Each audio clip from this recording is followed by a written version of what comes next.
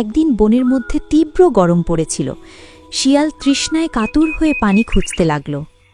আহ, তৃষ্ণায় বুকটা ফেটে যাচ্ছে। একটু যদি পানি পাওয়া যায় তো খুব ভালো হইতো।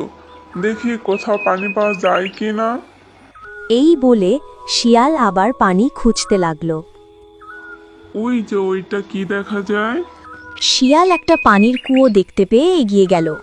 কুয়োর ভিতর পানি দেখে সে এতই খুশি হলো যে না ভেবে ঝাঁপ দিয়ে পড়ে গেল। পানি পেলেও বের হওয়ার পথ পেল না। উফ, এখন আমি এখান থেকে কিভাবে বের হবো? ঠিক তখনই একটা ছাগল এলো পানি খুঁজতে।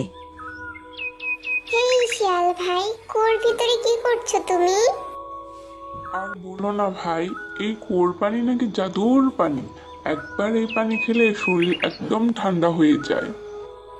সত্যি নাকি? তাহলে আমি এখনই নামছি। এই বলে ছাগল লাফ দিয়ে নেমে পড়ল কুয়োতে। এখন তুমি নিচে থাকো, আমি তোমার পিঠে চড়ে বের হচ্ছি। শিয়াল ছাগলের পিঠে উঠে কুয়ো থেকে বেরিয়ে গেল। এই শিয়াল, আমাকেও তোলো। আগে ভেবে নামলে না কেন? এই বলে শিয়াল চলে গেল।